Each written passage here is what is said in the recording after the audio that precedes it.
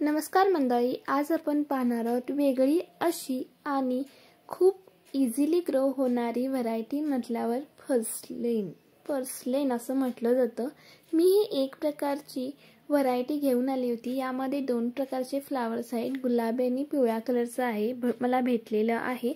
मी हे cutting grow 2 दिवस अगोदरच केली होती। मी मोठा स्टॅम्प्स घेऊन आले होते आणि फक्त ती इझिली एकदम मातीमध्ये रुतवल्या होत्या आणि त्याला एकदम इझिली ते ग्रो होतं। आपल्याला त्याच्यासाठी सॉइल मिक्स असंच बनवलं पाहिजे, तसंच बनवलं पाहिजे असं काही नाही।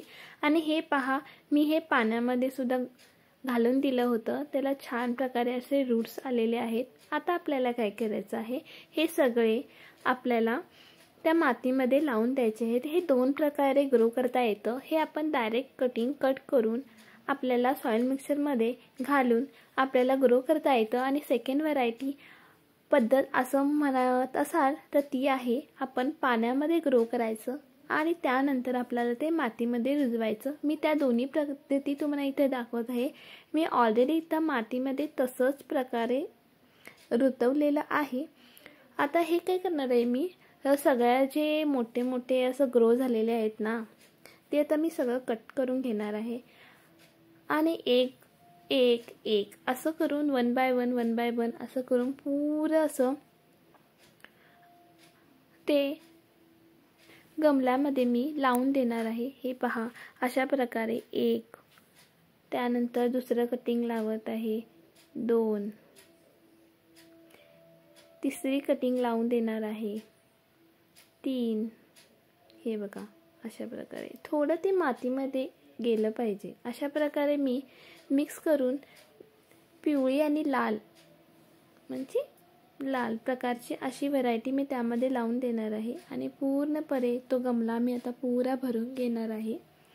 आणि तुमच्या आजूबाजूला ही कटिंग भेटत असेल तर तुम्ही घेऊन नक्की ही इझिली ग्रो करू शकता।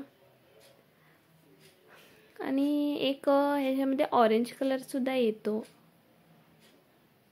त्याच्यामध्ये ते ऑरेंज कलरचं पण एक आहे माझ्याकडे ऑलरेडी, तुम्हाला दाखवते मी लावते वेळी त्यावेळेला। ह्याच्यामध्ये जेव्हा आपण असं भरपूर फुलं येतात आणि हे ना भरपूर फुलं येणारा प्लांट सुद्धा आहे आणि असं भरपूर फुलं आलं तर खूप छान वाटतं आणि हे लावलं ना कटिंग मरत नाही।